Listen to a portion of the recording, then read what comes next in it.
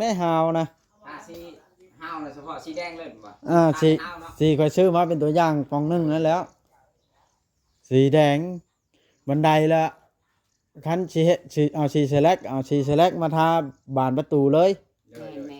นะเพราะว่าฮาวนี่ต้องสีแดงมันจังเข้าเป้าแดงกล่องนะสีแดงใช้งามเนาะงามอยู่แล้ว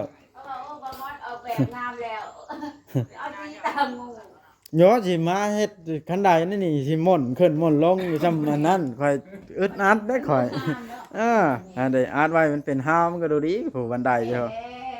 เพื่อนก็สิเป็นตึงอยู่เนาะทางต่อเนาะครับล่ะคือใหญ่คือกว้างมันบันไดเพิ่นแต่เก่าแล้วแบบอึดอัดแนวใดแนวหนึงสังเกตเบิ่ง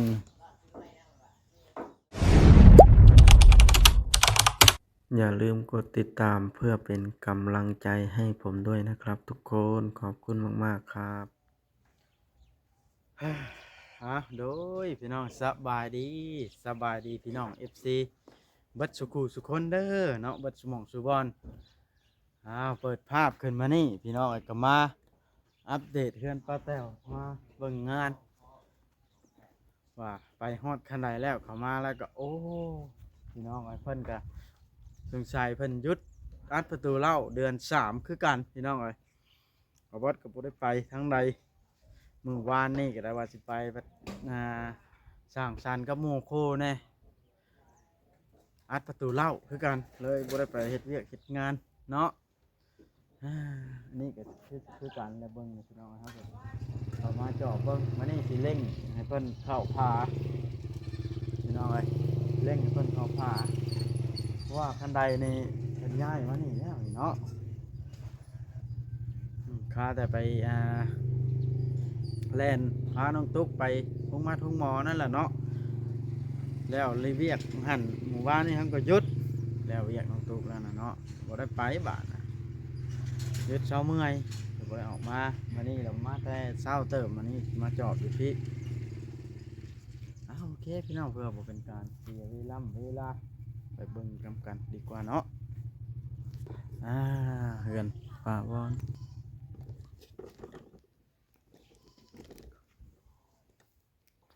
เด้สนะเนาะพี่น้องนี่สิเป็นไม้โซล่าเตรียมข้าวผ้าโอ้บันไดย้ายแล้วเนาะนี่สั่งโอ้สั่งต่อเป็นได้เรื่องเสาเรื่องยังสบายดีเด้อคัดเรียบร้อยแล้วว่าเสานี่คัดเรียบร้อยแล้วโอ้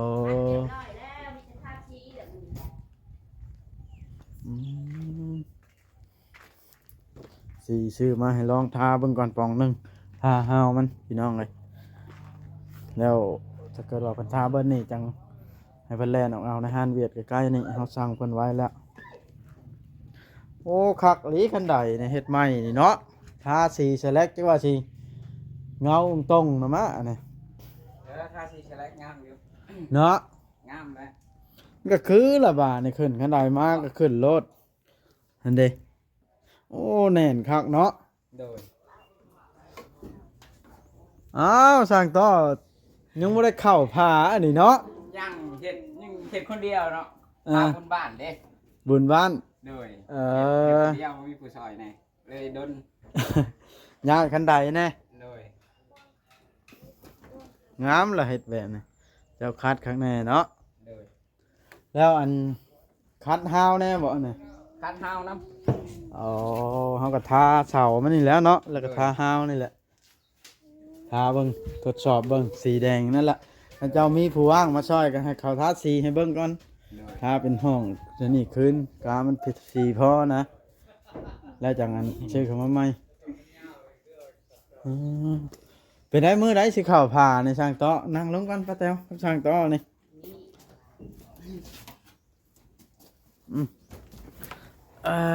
สบายดีสบายดีอีกครั้งนึงคาดว่าจังมือจังสิเข่าผ่าแล้วนี่สามมื้อ3 มื้อโดย อ่า 3 มื้อ คาดว่า3 มื้อ โดย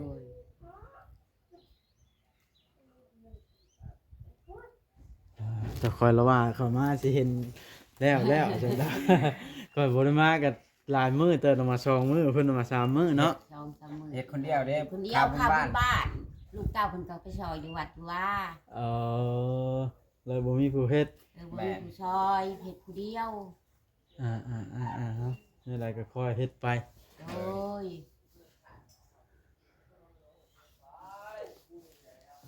3 มื้อว่าติ 3 มื้ออยู่ใน3 มื้อ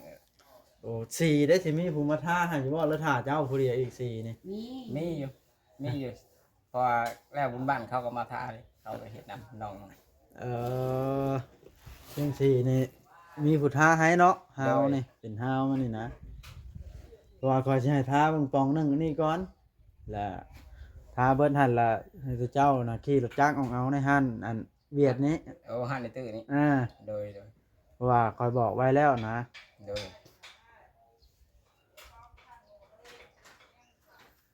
ถ้ามีผู้ท้าว่าบ่มีผู้ท้าแล้วก็คอยท้าเจ้าผู้เดียวแล้ว มีอยู่ดอก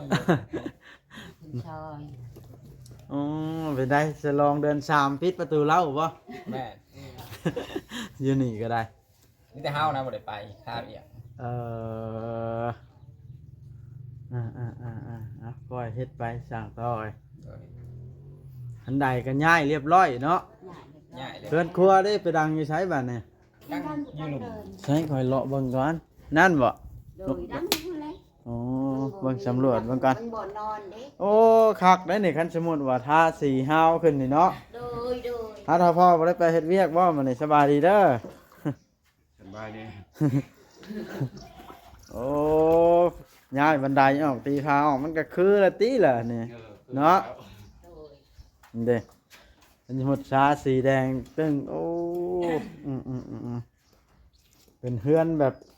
สำโรงแรมอันนี้ อ้าวมันใหญ่เนาะ เออ ไปก็ว่าเช้าไปก็ว่าท่าเบิ่งทอนอยากเห็นได้อยากเห็นเพิ่นละนิดเดียว โอ้เอาบันไดไปพุ่นแล้วเบิ่งนี่ตึงอยู่กว้างแท้สำโรงแรมไขว่าวจ้ะ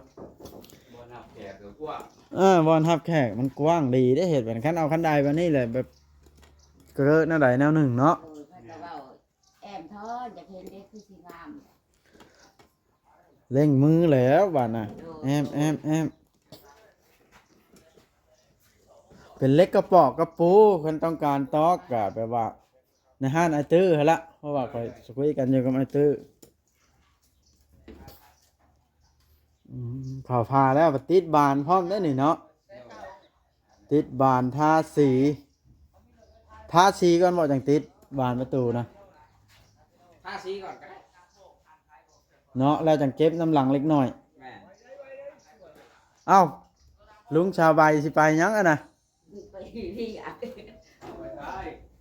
โอ้เราสิไปเฮ็ดเวียกกับมัน ลงเรือนี่แหละ อ๋อเราอาจสิไปเยี่ยมชาวใบ เอาเข้าดิ ก็สิแล้วพี่น้องไอ้บ้านนี่โอ้ทวานก็หลายเพิ่นตีห้อมกว้างแฮงพี่น้องเอ้ยคันใส่ฮาวปุ๊บทางด้านนี้พร้อมแฮงเต็กใส่ฮาวเราเป็นบ่อนรับแขกป๊อดตกมันก็คือเป็นเฮือนแน่นแล้วอันนี้เนาะ ก็ทางได้แบบนี้ กระดานไพ่นี่ย้ายมาอยู่พี่บ้านนี่อยู่ผามันจังคัก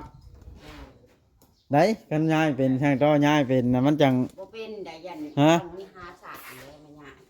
ศาสตร์ได้ไผ เดี๋ยวมันอยู่ฮาวเด้มันบ่คือเด้เนี่ยเอามันติดอยู่ฮาว บ่แล้ว ฮะนะอันย้ายเข้าไปจำพาก็ใครอยู่ ต้องหาศาสตร์ หาสร้างข้างในเนาะ ดูญาติได้น้ำพึ่ง อื ไท ม ย แม่นแล้วบ่กล้าเฮ็ดแล้วเขาบ่มีสร้าง เพราะว่าให้มันดูดีสมดุลกันฮาวฟอนรับแขกมันสิเป็นตึงๆอยู่ โดย พอก็ได้ถึงทางไหนก็มอเจาะเนาะ เหมาะบ่เหมาะได้ข่อยว่า แม่ เฮือนคือโรงแรมหรือนี่มันกว้างเนาะ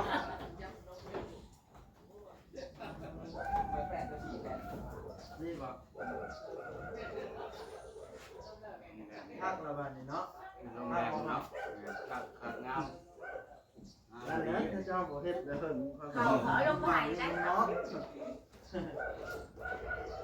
างคนก็บ่ห้ามทันใดอีกนี่เนาะ แม่มา นั่งกินกระโปรงกาแฟว่านั่นก็คือ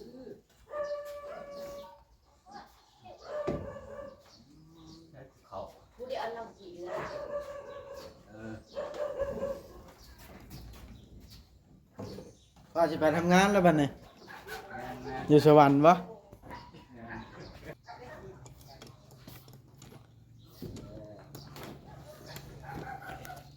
ขาดเราบอกหมดแล้ว ขับแห้งแล้ว ตั้งเสาตั้งเส้น เครื่องมืออุปกรณ์ครบเนาะ โดยโคกมืด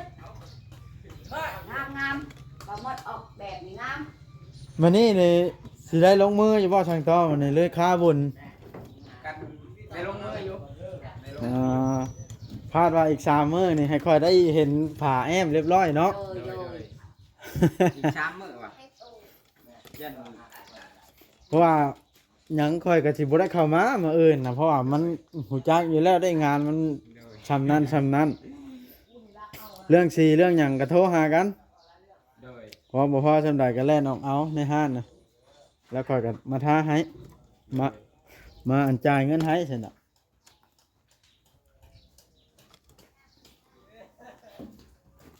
คัดงามแล้วบาดนี่บ่มีเสียนอีกเจ้าเฮ็ดเนาะ แม่ ผู้เดียวเฮ็ดให้ทามันก็สิออกแดงต้องสีผ้าก็สิแดงต้องสีแสลกเนาะผ้ามันสิเป็นอันหยังนะเทาๆมันเป็นเข้า สี เรื่องได้นะ สีควันบุหรี่เนาะ แม่ เอิ้นงามได้สีนี้นะ โอ้ยก็ชุดยอดเลยเนาะสีนี้ใหญ่ขนาดเลย อ่า ตัวนี้ฮะ อ่าง ามขนาดเลย ชื่อใจป้าเด้อค่ะสีป้าก็มักสี เขาก็ได้เอาสีขาวน่ะใด อยากได้สีขาว โอ้แม่นเขาบอกอันนั้นสีขาวน่ะมันบ่อยากปานไหนสีตัวนี้งาม บ่แล้วสีขาวค่อยก็บอกงาม คือใจป้า อ๋อเพราะว่ามันคันสิเอาสีแดงมันผัดเรือนประวรแดงล่ะเด้มัน โด ต้อง ยโดย ต้องเอา สีต่างกัน ต้องเอาต่างหน่อยจักหน้อยเนาะ โดย อืมคักหลายทางนั้นเด้ช่างต่อมานี่ก่อนเจ้านะมีแผนการสิใช้ฮ้าวอยู่บ่นี่หรือยังบ่ได้มีไม้มีเพียง มีไม้ โอ้ยไม่เลย เดี๋ยวนี้ได้ แม่ คันนี้มีไม้นี่ป้าว่าคันนี้บ่ได้แอบนี่ป้าว่าคันนี้ว่าเป็นไปได้อย่าใส่ห้าวคือลูกบอกอะไร ใส่ห้าวคือกันเป็นไปได้ ใส่แต่ค่าเช่านี่แหล้วเนาะ โดย อันนั้นก็ตัดออกคือเว้าหั่นแหล้ว โดย โดยตัดออกก็ตัด เพราะว่าให้มันสมดุลกันได้มันสิดอกบ่ตัดออกไว้นะอื่นแล้วหรือว่าไว้เฮ็ดระเบียงอันชมอากาศบ่ กาดบอกว่าบ่เห็ดเจ้าประกาศแต่มันก็สิดอกอยู่แล้วเลยเบ็ด มันต้องได้ตัดให้มันเที่ยงกันมันจะเข้าสมดุลกัน ตัดออกแล้วก็ใส่ห้าวแบบนี้ ใส่ห้าวแบบนั้น โดย อืมมันสิงามได้บาดนี่เพราะว่ามันเป็นห้าวหอบเพื่อนเด้นั่นเด้คันหวนเฮาตัดวางนี้ โดย เบิ่งตัดบ่นี้ตรึดใส่ห้าวปลึบมันสิเป็นห้าวหอบเฮือนเลยนี่ โดย โดย เฮือนก็สิเข้าผาแน่นจะคือเฮือนแน่นเราได้คันสมมุติใส่ผานี่ งามงาม เนาะ งามแล้ว งาม บัดทาสีอีกบาดนี่ห้าวมันสิเหลื่อมมากๆเนาะโอ้โหเอาตั้งใจคอยเฮ็ดไป ดีใจโอ้ยดีใจหลาย เป็นได้อันจานเทิดบ่ได้มาอันเล่นบ่ซะกูมื้อนี่เห็นชนอยู่บ่ เห็นอยู่ได้มาอยู่ได้ทำมามื้อนั้นเอาหนกมาให้ป้า เออ โดดจะชอบพวกชอบเชย เอาหนกนี่หนกมาให้ป้า อืม ตาเอาเขามาให้มึง4-5โลนี่แล้ว เพิ่นก็อยู่เฮือนอยู่บ่ อยู่เฮือนบัดนี้เธอก็ไปปลูกมัน เออ ถามเธออีกไปใส่เขาไปหารับจ้างวันละแสนว่ะเอาข่าวนี่แม่ป้าว่าเอาให้เจ้ากำหนดเอาข่าว4-5โลนี่แล้วมาให้แม่ป้า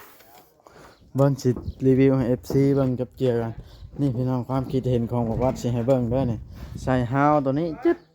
สิให้มันหอบเพื่อนบาดนี่เด้อนี่ทาสีแดงต้องหอบเพื่อนโพบันไดมันอยู่ทั้งนั้นสิเป็นเฮือนกว้างใหญ่เฮ็ดห้องเช่าให้คนมาเช่าก็ได้ มันเข้าสีแล้วมันจะเป็นตอกแดงต้องเลยบาดนี่คักละบาดนี่ภูมิใจแหละเนาะป้าแตวเนาะ โอ้ยโดยดีใจป้าก็ดีใจหลาย ป้าแตวนี่เขาสิว่าแล้วคนบ่ได้เบิ่งคลิปเบิ่งหยังรวยอีหลี เหรอ เขาก็มาตามอยู่เลย ฮะ เขาก็มาตามอยู่ เทือนใหม่บ่บ่คนซอยว่ะ อ๋อมีคนผ่านมาแล้วก็เจ้าถามบ่ แม่นเขากระทาน อื อยู่ ม โอ้ยคนซอยว่ะ ไปเฮ็ดงานเฮ็ดการหยังเพิ่นสิว่าแล้วเนาะ แม่น คือว่าอัน ถามมือได้สิแอมจะเห็นเด้ว่าโอ้ตัวท่านได้สั่งให้แอมว่า แปลกได้คนบ่เห็นน่ะมาเห็นเฮ็ดหลายอันเฮ็ดทั้งหัวเฮ็ดทั้งเฮือนเห็นว่า โดย เขาก็บ่ได้เฮ็ดงานหยังพอสิได้เงินนะสิว่าอะไรบ้านเมืองเพิ่นเนาะ โดยเงินกับคะแนนเพิ่นบ่ซอยกับปากก็บ่มีปัญญาดอกบ่ได้ดอก ยึกยากอยู่เพื่อสิไปได้เงินอัน บ่ได้ 30-40ล้านเนาะ บ่ได้ แม่นเลยยากเลย คุณซอยคุณซอยก็ซาถูกหน่วยคุณคำนำสู้เพิ่น คักล่ะมีแต่ว่ามื้อหน้าพุ่นแหล้วข่อยสิมาจอบอีกบาดนี่ค่อยเฮ็ดไปเพราะว่าเครื่องก็สิ่งที่ต้องการก็ค่อยได้ให้เบิดแล้วเด้ โดย เป็นสีเป็นหยังเป็นแปลงกันเอามาแล้วบ่พอก็แล้วน้องเอาคือเว้าละสีนะแล้วปองจักกล่องก็โทรบอกค่อยก็มาเขาจ่ายให้แต่ว่าสีนะให้เอาสีแดงได้ฮาวนะ สีห้าวนะเฉพาะสีแดงเลยบ่ สี ห้าวเนาะ สีค่อยซื้อมาเป็นตัวอย่างกล่องหนึงนั่นแล้ว สีแดงบันไดละคันสีเฮ็ดสีเอาสีเซเล็กเอาสีเซเล็กมาทาบานประตูเลย แม่นแม่น อ่ะนะเพราะว่าฮาวนี่ต้องสีแดงมันจังเข้าเป้า แม่นแดงกล่องนะครับ ที่ได้บ่ได้งามเนาะ อ่า งามอยู่แล้ว เขาบอกว่าบ่มอดเอาแบบงามแล้วเอาสีตามงู โยสิมาเฮ็ดคันใดนี่สิม่นขึ้นม่นลงอยู่ซำอันนั้นข่อยอึดอัดได้ข่อย งามเนาะ อันใดอาร์ตไว้มันเป็นฮาวมันก็ดูดีผู้บันไดเด้อเพื่อนก็สิเป็นตึงอยู่เนาะทางต้อเนาะ โดย คัก ใหญ่ ล่ะ อยู่ได้ป่ะคือใหญ่อยู่ คือใหญ่คือกว้าง แม่น มันบันไดเพิ่นแต่เก้าแล้วแบบอึดอัดแนวใดแนวหนึงสังเกตเบิ่งข่อยสิได้จบคลิปแล้วบาดนี้ข่อยก็มีเวียกหลายทางสิให้ป้าแตวขอบคุณเอ้อยจูลี่ก่อนทุกคลิปเลยเอา มาเลยไม่หลบ หาสร้างต่อพร้อมนั่งลงกล่าวคำขอบมกขอบใจเพิ่น กดใจเจเด้อที่ซอยเดือเป็นบุกเจของนายในป้าขอให้เจอยู่ดีให้สุขภาพแข็งแรงเด้อสาธุ สาธุให้อยู่ดีมีแฮงเด้อเอื้อยเด้อบาดนี่เนาะมีแต่ว่ารอเบิ่งบัดเพื่อนแล้วชาญแล้วพุ่นละ เนาะ เอาเด้อแกจุลี่ที่มากับซอยแม่ขาคอยอยู่ดีมีแห้งความเจ็บจะได้ความไข่ให้มีเด้อมีแต่ความสุขความเจริญเด้อเงินทองไหลมาเงินดอลลาร์ไหลเข้าสาธุ สาธุมีแต่ว่าแนวนั้นล่ะเด้อ โดย ดีใจหลายเนาะ โดย มึงหนาวแต่ยังเงี้ยงแล้วป้าแตวเราดีใจแฮง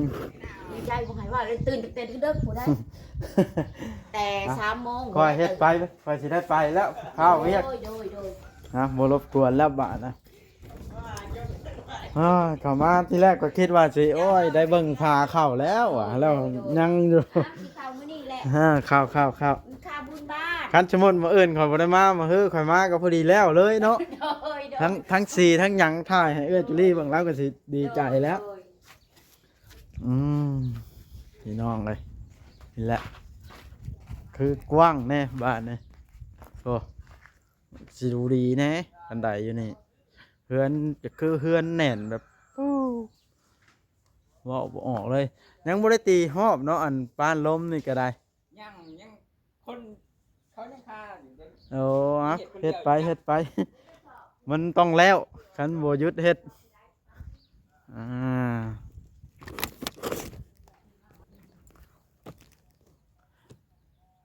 พี่น้องเลยโอเคคลิปนี้ก็สิได้ขอจบคลิปเพียงเท่านี้ซะก่อนเนาะจังใดก็ขอบบุญขอบคุณขอมุกขอบใจหลายๆเด้อทั้งเอื้อจุลี่ที่ให้ประวัติเป็นสะพานบุญเนาะเขามาอัปเดตงานในมื้อนี้ก็คือว่าแล้วยังบ่ทันแล้วเนาะคิดว่ามีหยังคืบหน้าเฮาก็สิคอยอัปเดตให้ทางเอื้อจุลี่เบิ่งตลอดเนาะ2-3 มื้อคือหลังที่นี่นะสาเหตุบ่ได้เข้ามาอัปเดตงานก็คือเฮาก็โทรสื่อสารกับเพิ่นอยู่หั้นนะว่าฮอดใจแล้วเนาะแล้วก็พาเวียกแล่นเอา น้องตุ๊กไปห้องมัดห้องหมอแน่หานาละบ่ได้ค่อยมาบาดนะสาเหตุนะพี่น้องเอ้ยแล้วเวียกปุ๊บเอาน้องตุ๊กมาส่งเมื่อวานนี่ทีมงานเฮาก็หยุดพักผ่อนเมื่อยหลายพี่น้องเอ้ยเฮ้ยเอาบาดนี้โอเคพี่น้องเอ้ยจังใดก็รอเบิ่งรอชมตอนต่อไปเฮือนชันหลังนี้สิงามซำใดเนาะเพราะว่าเครื่องของมันครบเพียงพอแล้วหานะต้องงามละเอื้อจุลี่เป็นผู้สั่งให้เฮ็ดแนวนั้นแนวนี้คันใดเอื้อจุลี่มันสั่งให้เอาออกจังหันแทบมันอยู่ทางนี้มันก็สิดูดีเอาก็ขอความคิดเห็นจากเอื้อจุลี่ทุกอันเด้ๆมันก็สิเป็นเฮือนใหญ่แฮงหั่นน่ะดูนี่โอ้พี่น้องเบิ่งหันโบดโบบังดีกว่างามบ่บาดนี่โอ้สมมุติเข้าพาเข้าหยังทาสีแล้วโอ้ยเป็นชำเพื่อนเศรษฐีบ้านนาทึ่งตัวนี่หรือบ้านอย่างก็อันนี้เอาว่าลายายห้างโอเคพี่น้องจบคลิปซะก่อน